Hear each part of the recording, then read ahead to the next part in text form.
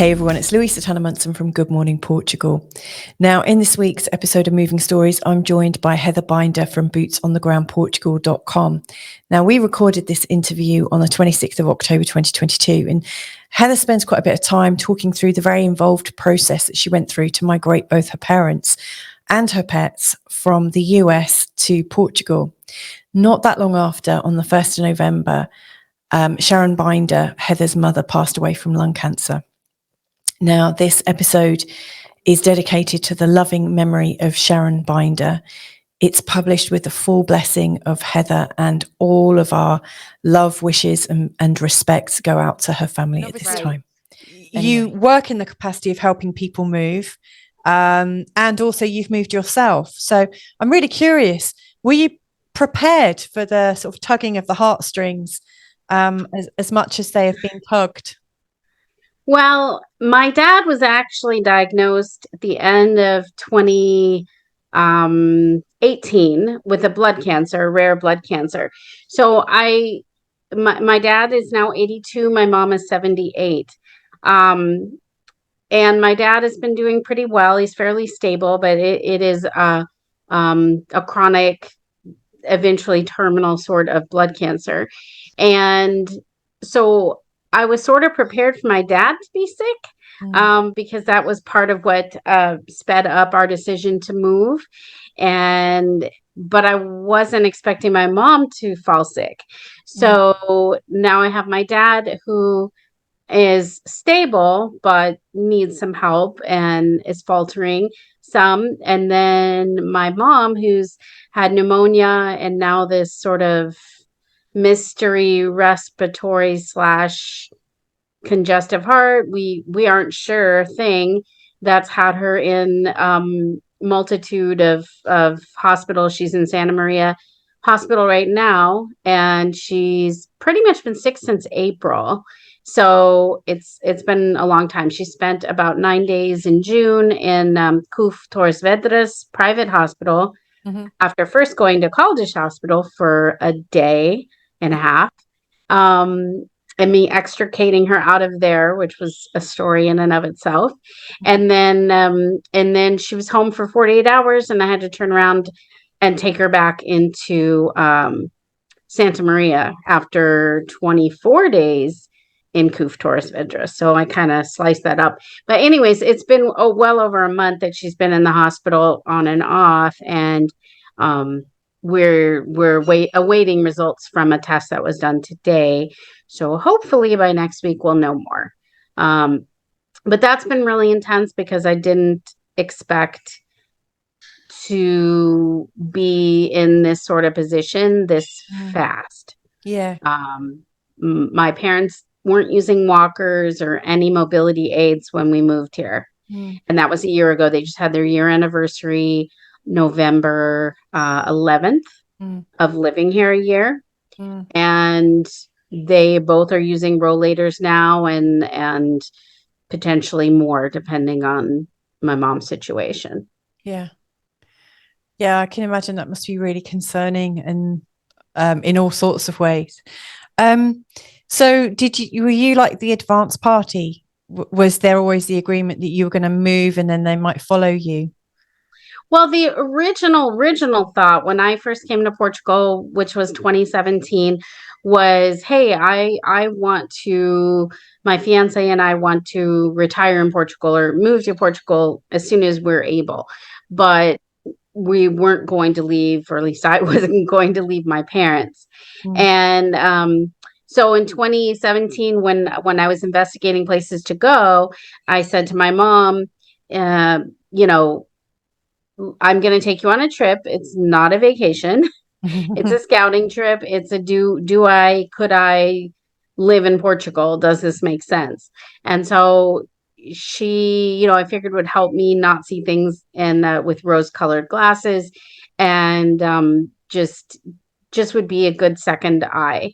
Yeah. And so she saw what I was interested in what drew me to Portugal when we visited, and she did like it, but she didn't really want to move. I mean, she definitely didn't want to move at that point. but I told her, as long as you can stay independent, you don't need to move.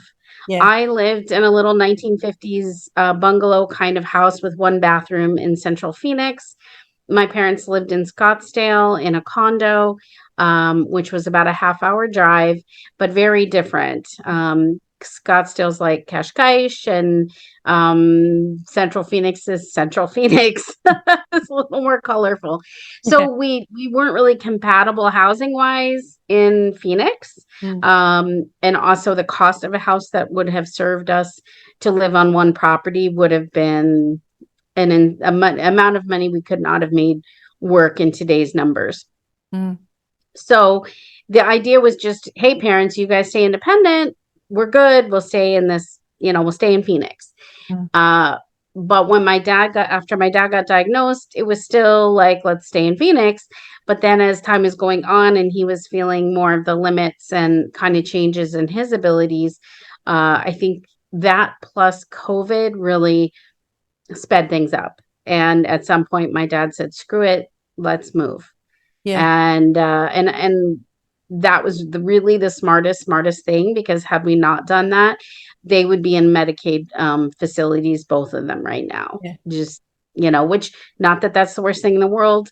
No offense to anyone out there, but my parents are not the kind of people that want to be in any sort of situation like that, group home, or, and I think they're great in so many ways, from community, and, I can see the benefits, but that just was never going to be their choice. Even here now, I've asked them about putting them into place, and they would rather live a shorter life at home than a longer life out of home. So aging in place is definitely their focus.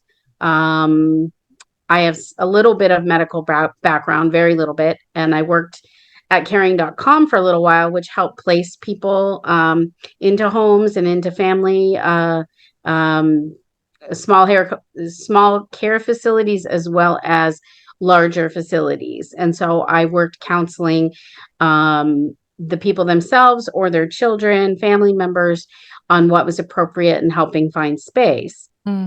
And when I did that, I realized how expensive this care really is. And people always talk about it, but if you've never priced it and actually also checked into the availability, then you really don't understand. And I was on the phone with people that, like myself now, in the position I'm in, that are like, I don't really know, but I know that there's definite care needs that are going to be there, and I'm not sure exactly what that looks like yet. And, so it's sort of interesting, but the thing is, you never expect it, but it just sped along much, much quicker than I expected. And I, launched my business recently, and I've been working on that, and really had hoped I had a year or two at least to kind of get the business off the ground before I was dealing with the heavier care issues with my parents. But life doesn't let you schedule those things. No, it doesn't, does it? Oh, it really, really doesn't. No.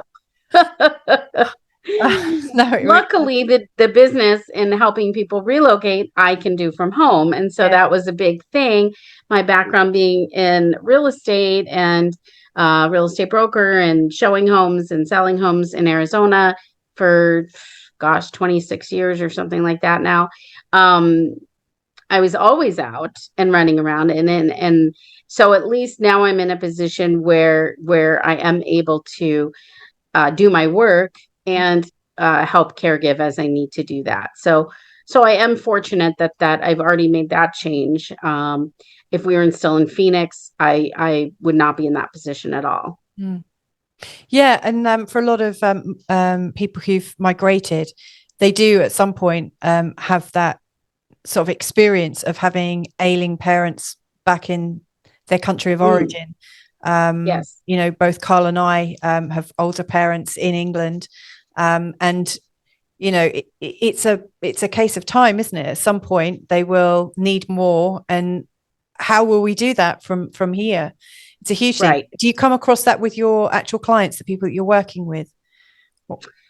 I have several clients that are kind of in waiting mode. I have good friends in waiting mode where, they know that the ailing parent is not going to be around terribly longer, but they aren't ready to leave the US yet, or wherever they're coming from, until that's progressed. Or I have people. I also started a group to talk about moving to Portugal, seniors and disabled, which is very slow to take off because I just haven't had time to put into it. But I just started a couple weeks ago, and trying to get people to talk about their experiences and ask questions, and hopefully create a community there. That and that's a Facebook group where we can gather more information and share it with each other, about all this sort of thing. So I think people are in all different stages, and I do definitely know many who haven't come because of the parents, just not prepared to relocate them at this point, or people looking to research. Like I had to do some pretty intense research because the medication that my father is on is retail is over 13,000 a month in the US. Wow. Yeah. Now we don't pay that. Weren't paying that because who can afford that? Like no one I know, Elon Musk maybe. But we got some grants and they have Medicare, and through that combination, it was like $20 a month. So that's a lot more doable. Yeah. But I had to know that was feasible here. And then when I first started looking at Portugal, that medication was not approved in Portugal, Right. and wasn't available for his disease. So that was just a no-go, And then I think it was towards the end of 2019 actually became available here. And then it was like, oh, that could actually be a possibility. But, there's still a lot of hurdles because I had to have over a 90-day supply to move him, which means I had to get Medicare to approve over a 90-day supply, which was difficult, and took a lot of work to make that happen, and cajoling that whole situation, and amongst other things, and also find the specialists here, determine that we were going to be able to locate within a reasonable distance of the specialists. And when I arrived, I actually went and saw the private specialist myself to explain the situation and get set up so that when my father came, he was able to just continue care. Yeah. And that was probably the smartest thing that I did. And we didn't continue care with the private because of the expense was still going to be 3,000 or 4,000 a month actually for that medication. And so he said, hey, I have a colleague that treats this disease public. Let me get you in with her. And so he was able to do that. He was at Hospital de Luz in Lisbon, and he referred us to the doctor at EPO, which is IPO for Americans and such, but pronounced EPO, which is a specialty cancer hospital also in Lisbon. And so that was great. And I was able to just get him right in with an appointment. And within a fairly short period of time, we had to get his health number, go through that process. But once we had the health number, we were very fortunate and able to get him into that and on the public system with his medication and his checkups. Wow, that's incredible what you've achieved there. It was I feel like there was a lot of luck in so many aspects. I mean, it's mind-blowing. Like the amount of things I did still kind of amazed me, honestly. And then the timing and how the timing worked so well, and then how it could have not and what would have happened. And, it's an extremely intense experience that you have to really prepare for. And I feel like that that was one of my big drives to start my business, because I really needed the resources here in country to be able to determine these things and research these things. And I had been lucky and befriended a Portuguese gal, and she helped me quite a bit, but there were still some pretty big holes in all of that I really wasn't able to fully flesh out until I was here. Yeah. I did come before my parents. I sold their condo and put them in an Airbnb, sent the shipping container off, and then 2 days later, I hopped on the flight and came here myself. So I got here mid-June, and my parents came in October. So I had a little bit of time to do some figuring out, get some things set up, buy the house, get the mortgage, remodel the house. That's a lot. 3 months. Fly back home, get the parrot, get the pug. It was definitely more moving parts than I would have liked. But the reality is that's what life is lots of moving parts. We have to figure out piece by piece how to dissect that and make that transition and do it the least traumatic way possible for the parrot, for the parents, for my poor fiance that's drugged through all this. And I've learned a ton, and that's where I really feel like the value of many of the groups comes in communicating with people. But the problem with that is you're getting so many different signals and so much different information and conflicting information that's a problem. How important would you say it is to have a little tour before you actually move out? I think, honestly, it depends on your situation. I'm not a fan. In fact, I'm a huge unfan of people. Just made up a word. That's okay. I do that all the time. People who give flat advice. Don't buy a house here. Rent first. That sort of thing just really bothers me ethically, because everybody's situation is so different. Would it have made sense to put my parents in a temporary space? No, it wouldn't have. Not at their age. It would honestly not have been fair. So for me, the scouting was important because I had to make a several $100,000 investment to buy a property. And when I first came to Portugal in 2017, I actually bought an urban lot with an approved plan, well, not plan, with an approved project on it in Alviazra. Alviazra is north of Tomar. So it's in the central region.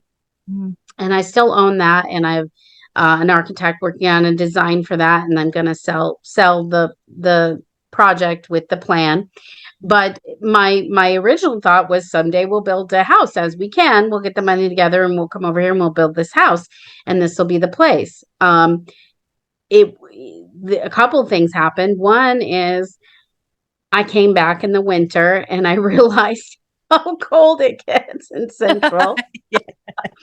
Yes. But I also realized how hot it gets in Central. Yes. And I moved from Phoenix, but I also grew up in upstate New York and Chicago. So I know the extremes of weather on both ends, and I don't like the extremes of weather on either end. Yeah. So as much as I love Tomar and that region, it's a good place to visit and not live so much for me. Yeah. I also realized how much easier it is to get by English speaking on the Silver Coast than it was in Central. Yeah. And I could have survived, sort of, but it would have been much harder for my parents and my fiance, who's dyslexic and on the autism spectrum. And so learning the language is not such a simple thing, even though he's, in his early 50s. And my parents, just are only going to pick up a few words realistically at this point. And so so I felt like the stronger expat community really, really was more important. And although Coimbra, which is closer to that lot, has a lot of great medical stuff, the experts for this particular disease are around Lisbon. So those, I feel like, those were all things I learned through my travel, particularly the weather and the ease of speaking English versus very bad Portuguese, which is still where I'm at. Well, what I can say, I say it decently, apparently, but I just can't say very much. So I felt like for my scenario, it was important. I feel like in general, it's important that you consult with somebody professional, quote unquote, of some sort to really listen to your situation and maybe help you work through whether a scouting trip is essential or not. I just had some friends here and they're young, they're 30 and 28, and they're living in Sacramento. And they said, we want to move to Portugal. And I'm like, whoa, hold on a second. Have you ever been to Europe? And they said, no. And I said, okay, you need to come to Portugal. If you haven't been to Europe, I do feel like that in and of itself is something you should do before you pick up and take the plunge, unless you're, the digital nomad or the light traveling person and it's no big deal. Then at least feel Europe, get the vibe of Europe in general, if not Portugal specifically, and know if you love it, because I think if you love it pretty quickly. I mean, I feel like I knew that really quickly myself. Did you feel like you knew that the first time you came to Europe? Well, because I grew up in the south you're of England. different. Right. We had lots of holidays in France. Okay. So I was really familiar with going away, and I was quite fluent. I am quite fluent in French. And I lived in France for 5 years in my late teens, early 20s. Cool. So I knew I loved that. I've been to Italy, and spent time there. So when Carl said, let's go to Portugal, I'd never been there, but I thought, yeah, it'd be fine. Right. But I think that's a really good point, is that, having grown up in the UK, it's not quite the same. It's a bigger jump, I think, for Americans, and I would dare say Canadians as well, than it is for someone that's already, in the UK or that sort of thing. But I do feel like I still feel like pretty quickly. Now, you don't necessarily know where you want to be pretty quickly, but I think I have consult calls with people all the time, from talking about visas to just different topics. And within a few minutes, I can at least figure out, here's places that you don't need to see right now. And here's places that you do want to focus on, just based on, simple things they're telling me about their lifestyle, their mobility, their medical concerns or needs. Weather is, of course, a huge driver. And I do feel like some consulting in that regard is really, really helpful to help meet the expectations and the reality. That's really important, because I really feel like if you don't have that clear, then that's a big area of disappointment, if you're really expecting something that the area you're going to is just not going to bring you. Yeah. Well, I think you're spot on there, Heather, because I mean, you're right. It's much easier being British or being from Europe and moving to Portugal, because within an hour and a half, all of us can fly home pretty much. Right. Very, very easy to do. Not difficult. Right. And we could drive home. We could all drive home. Yeah, you can drive. Right. I have a friend that drives every once in a while. Yeah, it's like 19 hours to get to Phoenix, and 2 planes. And my friends that came from San Francisco or Sacramento, they actually took 3 planes. They were trying to use miles, but there are some direct flights, and there used to be from Phoenix, but not anymore. So even a direct flight, it's still a more significant experience and cost, I would imagine, too, to get to get there. And I agree with you that if you haven't really set your expectations right and you come out kind of on the wrong foot, things can actually really go badly, to the point where you just actually want to go home. So I think definitely for people who are making a really big plunge, it is worth, I say definitely, like you, actually, I don't think it's a one size fits all. It should Right. be individual. But you're right, like at least getting to know or getting a feel, talking to people that live in different areas and hearing their experiences is absolutely worthwhile doing. Because and you get an idea as to whether you're suitable or not. Right. And I think it's important to sort of qualify people. Like there were a few people on some of the groups that I was like, okay, this is somebody I felt like I could 100% trust their opinion or their information. And they just had proven themselves to me to be a reliable source. Yeah. And I'm not talking paid anybody. I'm just really talking about people. Yeah. And at the same time, you get so many voices that learning to figure out who's who was not the easiest thing in the world, and you would say, oh, well, these people are recommended and these people are recommended. Well, I have news for you. There are many people that were recommended, including my attorney, who I fired and would not recommend. Yeah. And I won't say who that is, but let's just say that just because of recommendations, you really have to be careful, because maybe that person did a lease and they did a bang up job, or maybe they got you a NIF and they did great. But could they handle a transaction, a sale transaction with complications, with furniture, with, different aspects that needed to be handled? Those are totally different. Those are totally different things. It's kind of like saying someone's a realtor. I started selling residential properties, and then I eventually became a managing broker, and I managed 1,150 agents and answered their questions and audited their files and did all that. That's a far cry from an agent, for one thing. They're different level. And then I directed a commercial division at a small firm, started that. And so then I started doing commercial leases and did some sales and listings.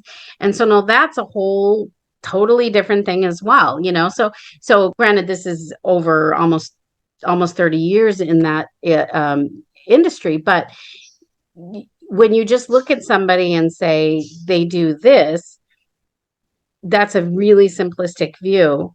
And but as a layperson, that's all you know. And you don't know what these letters after someone's name means, or you don't know what people's credentials are, or if they even have a position that has credentials. So just be careful, I guess, is the best thing I can say. And taking a flat out recommendation is not always the safest thing to do. And, I think a lot of these groups and stuff have monetized so much that I just worry about the quality, and I'm not saying I don't work for a living or make money or do anything like that, but A, I'm transparent if I do, and B, I only want to recommend and work with people that I have experience with and I have a relationship with. And, like working with you guys, I know you'd be good people. I know you'd be real people, and that just goes, that's everything. They just have to be dealing with authentic people that have real experiences. And if they haven't done something, they fess up to that. And, what you're getting into with a professional, or anyone you're listening to. I really appreciate your experience, actually, Heather, because like Carl and I, we haven't bought a house here. We've been renting and moving around. We did a bit of house sitting and all sorts of we sat a hotel actually that hadn't been occupied for over 10 years. Oh, wow. We've had some, interesting. I was going to say, it's reminding me of, oh gosh, what's the horror movie? Oh, Jack Nicholson, right? I can't believe I'm forgetting. It's one of my favorite movies. Do you know what I'm talking about? Yeah. So anyways. What's that? Shining or something? The Shining. The Shining. Yes, yes, yes. I love The Shining. But anyways, it was a hotel like that. It was really wow. A little bit, but all these creepy rooms. So we've experienced lots of different ways. You know, we weren't sure where we were going to go, and we're not terribly organized in the way that some people are who want a very sort of structured and safe move, and fair play to them. And so, you know, that's why it's good to know people like you, because you've got the strengths that Carl and I don't. You know, we're here to handhold people and to kind of cheer them on, but also ask them some questions, you know. And you're there with a lot more sort of like detailed stuff. I mean, obviously you do a lot of hand holding and cheering on as well. Yeah.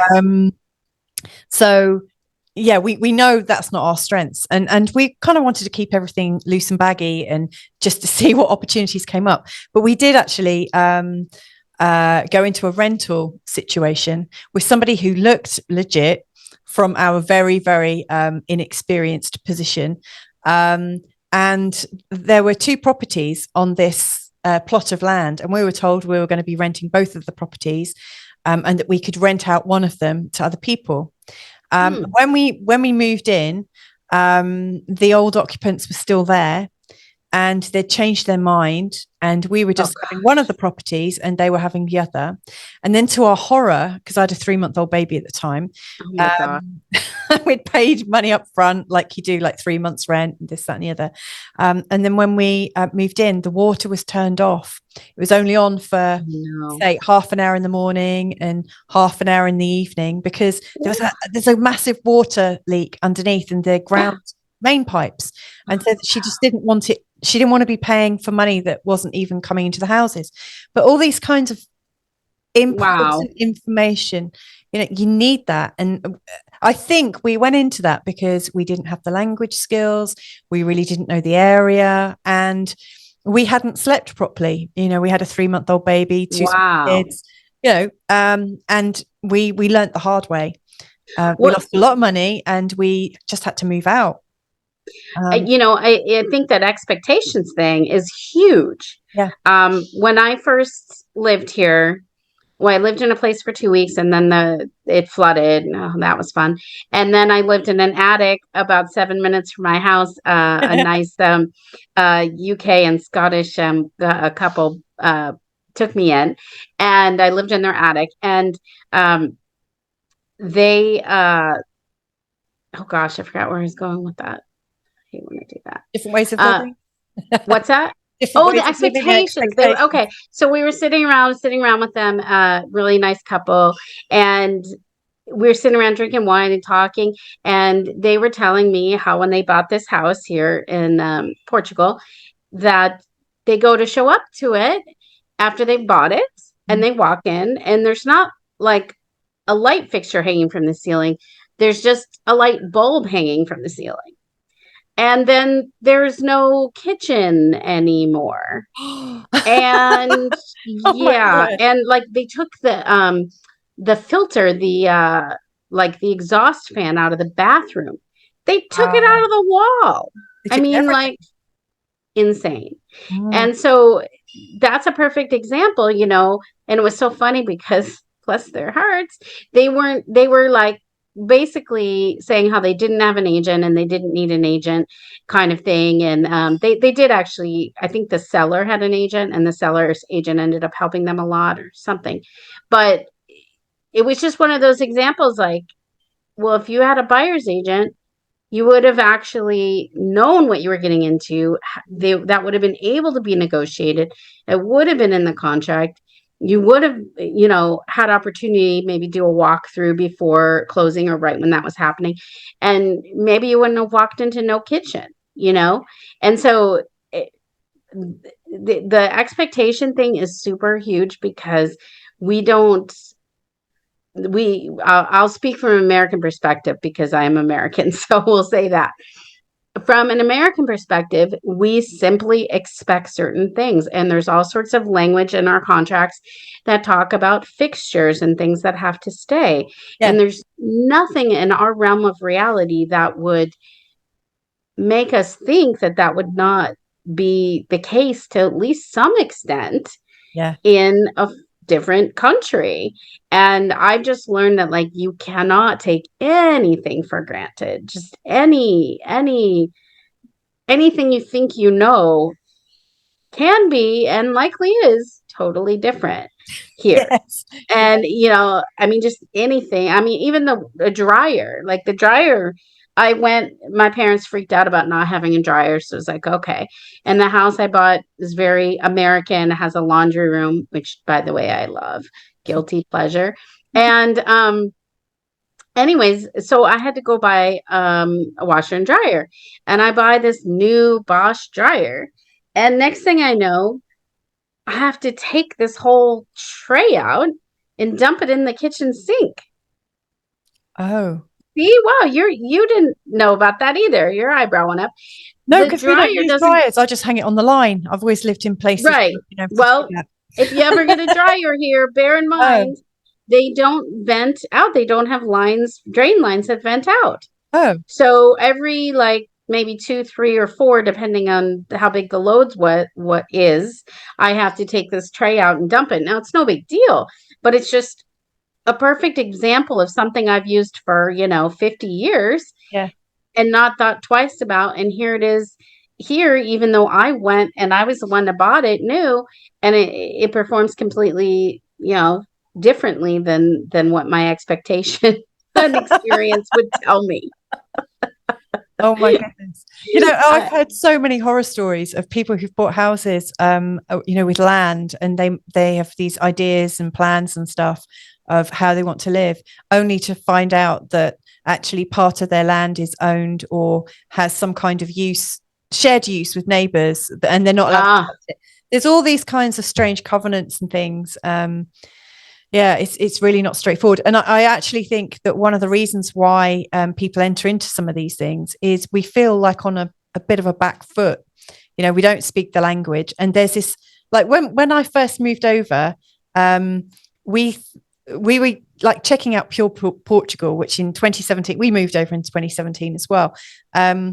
At that time, we just went to Pure Portugal, Living the Good Life on Facebook, which seemed like the main place to go to get all of your information. We didn't know where else to go. And so we'd look, and it would appear that there are only a few houses, and you had to just take something straight away, or, you don't realize that there is more out there than you realize. And you kind of have to you have to be here a little while, I think, or have someone working on your behalf to be able to root out these little extra finds. I actually found my house before I moved and got in contract before I moved. Amazing. And I had a trusted person here who I knew had a little bit of highbrow taste. Mm-hmm. And I knew that was sort of good, because she would tell me if something was not so great or whatever. And I had her do video for me and do the whole walkthrough and drive the street up and see the little bit of a surrounding. Now nothing replaces being there and seeing it yourself. But my situation was very specific, and I didn't have the time. I really didn't have the time to come here and do all this house hunting, considering that I had to do a lot of remodeling. And it's hard to move here and not do remodeling. Unless you really want a small house. If it was just me and my fiance, like we could have just bought a house that, was new or newer or whatever. But it wasn't. I had all these other requirements. I didn't want to live with my parents, but I want to live with my parents. And I didn't even want to live with my fiance, but I want to live with my fiance. And so I had this whole bi-family sort of thing in mind. And I was lucky to find that. And so my lower level is where my parents live. And I have a separate entrance, and I'm on the second level. And then I actually even built out the loft, attic, whatever you want to call it, space, and put an apartment up there, which is where my fiance lives. So we have a very nice setup for separation. And the first floor and the second floor are legally separated, which speaking of surprises, is something that I didn't know when I purchased, that had already been separated and was already like set up that way with the tax people, which is good. It just saved me a headache, but it still kind of freaked me out a little bit, just simply because the idea of buying something and actually getting a mortgage on it and not knowing that, Quite fundamental, isn't it? right. And I know that really was a language thing, I'm guessing, because had I read the tax things right, I would have understood. I would have seen that, because I did go back with the Caderna de Predial and like, oh, okay, that's what that meant. Oh, okay. So I can't say it wasn't disclosed. It was just disclosed in a foreign language, and that doesn't always, even with translator apps and stuff, it doesn't always translate fully. But I feel like, although I think ideally you're here when you buy something, I don't feel like it's the only way by any means. I do feel like if you have the right people on the ground, then you can do it. I have an excellent agent that I worked closely with, and I did do real estate here for about 2 seconds, sold one house. And but I did that with a partner who was Portuguese, and I learned about her a lot. We spent tons of time together, and she's a very good friend, and I really, really trust her. And I know her heart, and I know how she thinks real estate wise, and we're very in tune. So I know she has the ethics, And so when you're dealing with someone like that, then it's a different story. Then I feel like you can make some good decisions. Yeah. But, in the perfect scenario, you're here. But, I moved during COVID, so it was not the perfect scenario in any respect. Yeah, absolutely. So like we've spoken about some of the medical issues that can happen, and some of the issues that you might want to consider, and also some of the pitfalls of buying or even renting. Like, do you want to see it beforehand, and blah blah blah. What other things do you think people need to be aware of before they move to another country, that maybe they don't think of? That's a good question. I think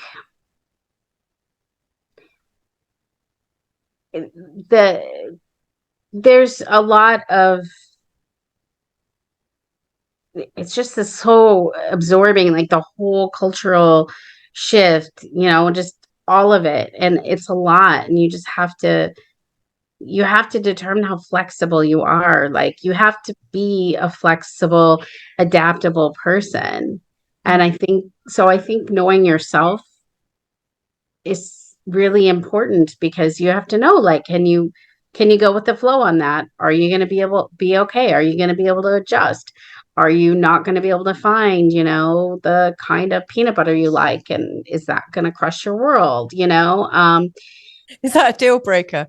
Well, honestly, because, okay, there's me, there's my fiance, and I know with him, as long as he has a good internet connection in his computer, he's happy. He's a gamer, so he's happy. So I knew like that was going to be okay, assuming I bought a house with fiber, which I did, and he's got the router in his space, so it's all good, or modem, I should say. But my parents, it's interesting because that's where I really see it, because although they agreed to move to Portugal, they still have in their head all the same, I need my Tums, and I need my this, and I need my that. And it's like, okay, well, they don't make that here, or that isn't called that here, or, this is what we can get, or just all of those things. Or like the medications, they're used to their medications looking a certain way. Their pills.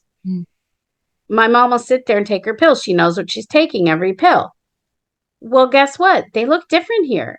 The manufacturers are different. If you're getting generic or not, it's different. And so if you don't learn to, like I've learned to cut my little boxes and know and have one pharmacist that I deal with and one pharmacy, and they know which boxes I get. They know which brand of something. And although that seems little, it's not, because I'm sitting there trying to explain to these elderly people, this is right. This medication is right. This is what you're supposed to get. I know it doesn't look that way, but it is. I think understanding the prescription whole thing, which I've done a few videos on, I need to put them on my YouTube channel, but that was big, because when I go to the pharmacy, holy cow, I went the other day and I got like a giant bag, and the meds are inexpensive, but it still adds up. I mean, it was still like, I spent like €186 on medications, which, that's a lot of medication. And that was most of those being like fully prescribed. Now that's probably months worth of medication, but just understanding, like, how do I have all these pieces of paper, and then I get text messages for some of my stuff and some of my tests, and like, so just a lot of this like demystifying things, which I'm trying to create some content to give people some of that, because I feel like if that's covered, I'm not sure where, or it's covered just in somebody wrote some 3-page article about it, and I'm a visual person, and so I want to see a video about it, or I want to hear somebody's real life experience and not be referred to some article that, may or may not have all the information and be, 10 million pages long. So, ultimately, I would say managing your own self and knowing yourself is a really big part of a successful relocation. I think that's really good advice. I mean, like one of my habits is I like to have a health food shop nearby. I like essential oils. I like teas. I love buying healing herbs, and also lots of different extracts and things, or things to make my own balms. And where can I get deodorant without aluminium in, and all sorts of things. And I just assumed that there'd be one in every town, and that's not necessarily true. In fact, I know it's really. I mean, in the big ones, you can. I mean, Tamara's. I'm surprised because there's tons. Loads. Yeah, there's tons in Caldish area, so that surprises me, because Caldish isn't that big. Yeah, I think of it as not that big. And like if there's a forum, like a great big shopping center, you can often get a Solero, but it's that information of where do I get it, and how do I get it, and until I think if you have things that you're really kind of not addicted to, but it's part of your lifestyle, I think it is important to check it out, because it took me many months to get to my very first health food shop. And actually, when we came over in our camper van, I had this massive box full of herbs and all sorts of things, homeopathy. I just came with so much. I came with my essential oils. Yes, I get that. Yeah. It is funny what we stock up on and like bring in like quantity, because we know we need it, or we know it's going to take us a while to find it or find an alternative. And so, that's smart. That is the key, actually, because sometimes you do need to find an alternative, don't you? Yes. Just realize that you can't have it your own way as you might have it back home, because we're in a different experience, a different context for living. Yes. I'd like to ask, I mean, obviously you've had quite an intense journey, I would say, getting all of that organized and getting the needs, the very particular needs of your household, all kind of organized and sewn up in such a way. And then obviously working very closely with people making the journey as well. What would you say you've learned most about yourself in terms of migration? And then I want to put it out, what do you think most people learn about themselves? If there was like a sort of generic learning that a lot of people go through in the migration process. What have I learned most about myself? Well, it's sort of something I knew, but I think it was taken to a new extreme, which is one, my creativity, my ability to think outside the box is very strong. and it always has been, but I really had to learn so much. And I wanted to, because I used to process loans for a little bit during the last recession. And so that was like a really good lesson in packaging things up and making them look nice. And so I take that with me when it comes to processing visas, because I've learned through my experience and the professional I worked with on how to present a self-employed person, and, like, take a difficult situation and make it make sense to the Portuguese, make it make sense, I want to say dumb it down, but, just keep it simple, stupid kind of concept of, like, make it pretty. And so many people don't have that ability. And the Portuguese tend not to have the ability to think outside the box. Most Portuguese, they don't even know that there's a box. I mean, there just can be so, like, this is the rule and this is how this is. And you can't order mushrooms on the side, even though you don't want the meal that the mushrooms come with, and you want the mushrooms and you're willing to pay for them. Yeah. You can't, which that hurts Heather's brain, because I don't get it. So I would say that the depths of my creativity and ability to adapt and to work things, I surpassed what I thought I was capable of, I think. And so that was big. And I think maybe that's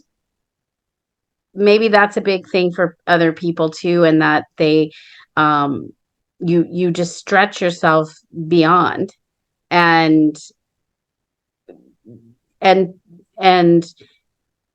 that it takes a certain I think it takes a certain type of mentality to be willing to even try to do that. And so I don't know if that's what I would say other people have learned, but I think really adaptability, if I have to come down to one word, it really is that big word of adaptability, and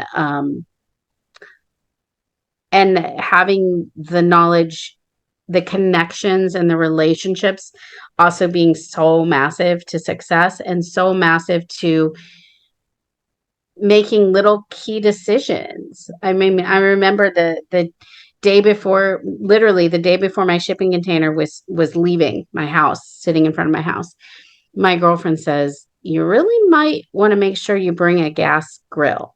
And I'm like, "Really?" And she's like, "Well, if you still got room in that container, gas grills are like 1,200 euros here." And I'm like, "What?" So my fiance wasn't terribly thrilled when I made him get in the car and go to Home Depot. And it was 117 degrees out, which is well above, I don't know, 40 something.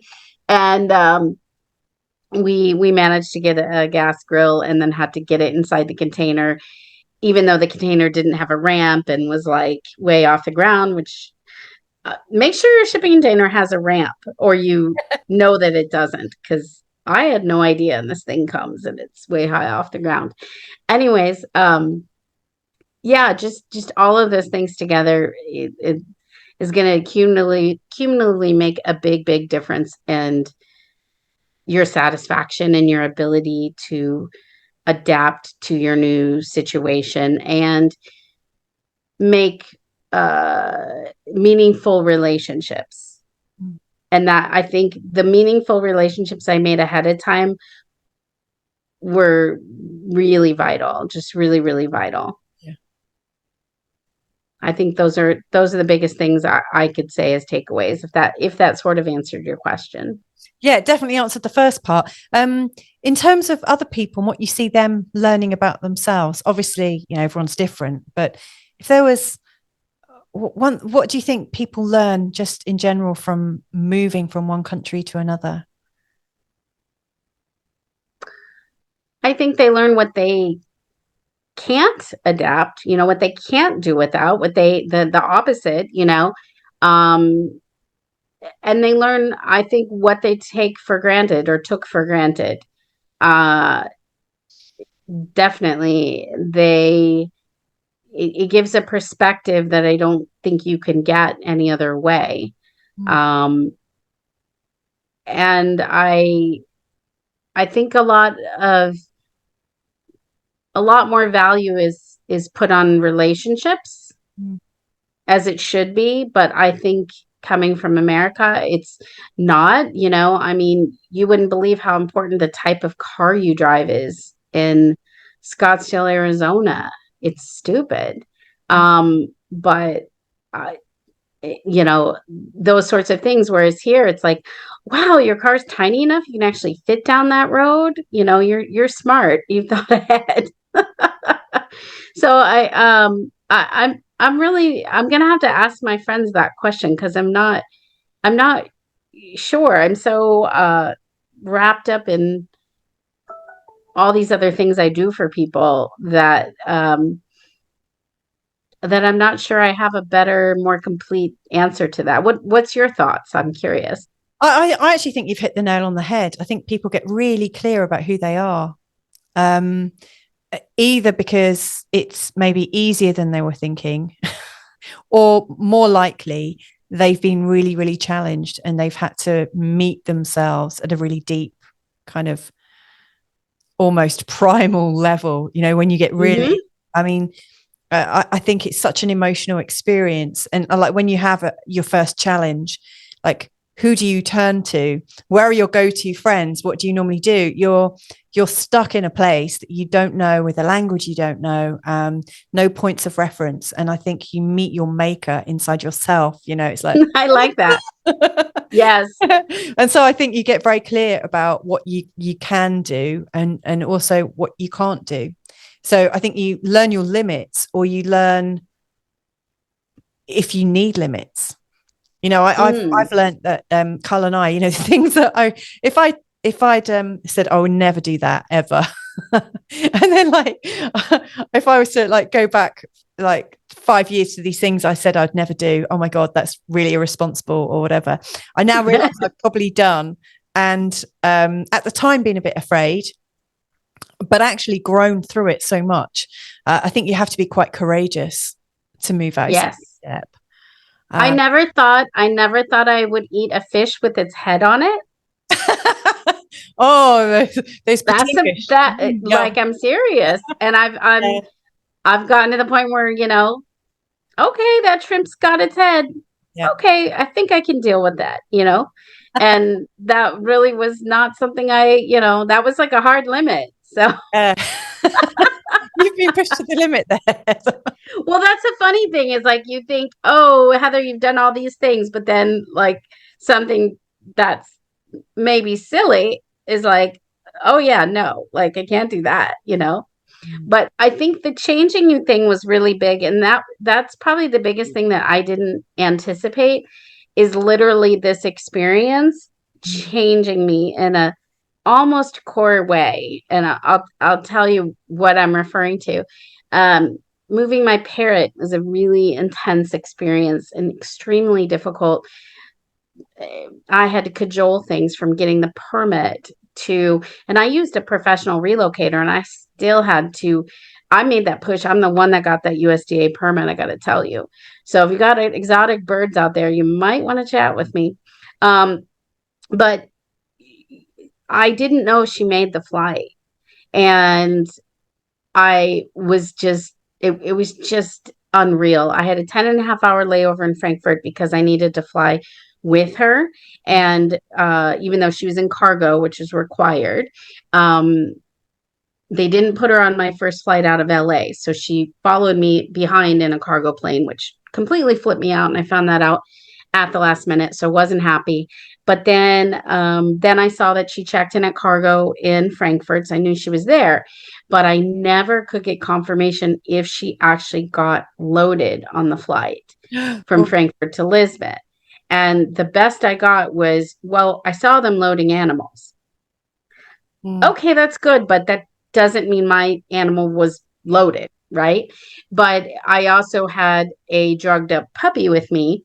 And so I couldn't be right in the pilot's face when all the other passengers were there and the whole nine, waiting for that confirmation. So that I would have done something a little different.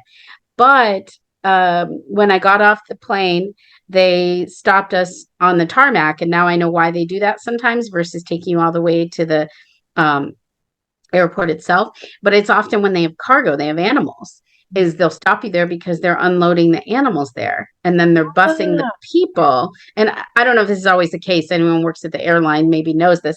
But that's what happened because we actually, got on the tarmac and we got on these buses.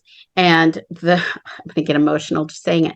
The minute I saw her kennel being taken off and put on this tram of, with other animals, I just started crying. And I'm not like a cry in front of people person.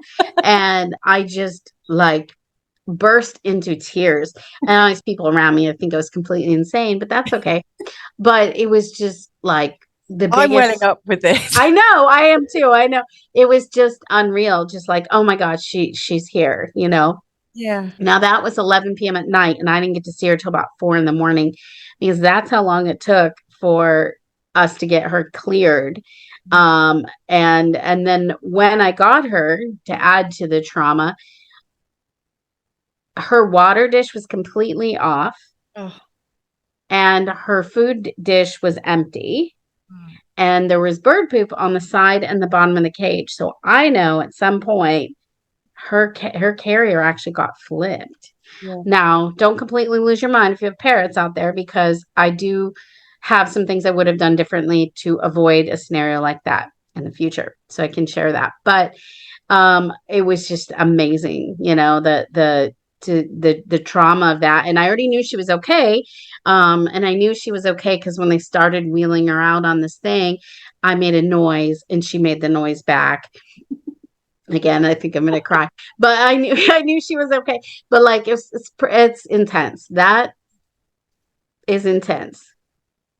So needless to say, I'm really glad I brought her. She is my baby. She's a rescue. I've had her about 10 years. She's an African gray Congo, and she was worth it. But holy hell, we're not leaving Portugal. Oh my goodness. You've taken me on a roller coaster ride here, Heather. Oh my gosh. It was amazing in all the ways. Just amazing, you know. And my puppy was so funny. She peed last in front of the airport in LA. And she did not pee, including a 10.5-hour layover in Frankfurt, where I even took her on a taxi to a park. She did not pee until we got to my literal front yard in Caldish. No way. So 34 hours later or something. That's incredible. She finally went to the bathroom again. Bless her. Oh my goodness. She was a good girl. Well, I feel absolutely exhausted now. I need to sign off and have a cup of tea. And you need some wine or something. Forget the tea. It's time. I know. 9 o'clock yet. Oh my goodness. Thank you so much for talking with me today, Heather. Yeah, it was fun to get to know you better. Loved it. Yeah. It's really nice to get the vibe of somebody, really kind of feel them and see them. Yes. And I'm sure, at some point our paths will cross because we do go to Caldish quite a bit. We will. Yes, it definitely will. Because I really enjoyed, I went to lunch with Carl a while back and really enjoyed that. So I knew we would have some fun together. So yeah, we'll definitely cross some paths. We are definitely in the same region. So that's good. That's great. Absolutely. Awesome. Well, I really appreciate your time as well. And we'll talk again. Yeah, definitely. Awesome. Lots of love. Beijinhos. Beijinhos. Ciao. So there you have it. That was my lovely interview with Heather Binder. I hope you enjoyed it and I hope you found it useful, especially if you're considering, bringing out family members and pets and things like that. And I think it gives you a really good idea as to how Heather might be able to assist you in terms of your move and getting all the nitty-gritty done. If you wanted to get in touch with Heather, you can reach her at bootsonthegroundportugal.com. Or if you want a bit of hand-holding and a bit of attention from Carl and myself from Good Morning Portugal and the Portugal Club, then just reach out to us. All the links are below. And yeah, I hope we can be of assistance to you in the near future. Anyway, lots of love to you all. Thanks for joining us today, and hopefully we can all connect soon. Bye for now.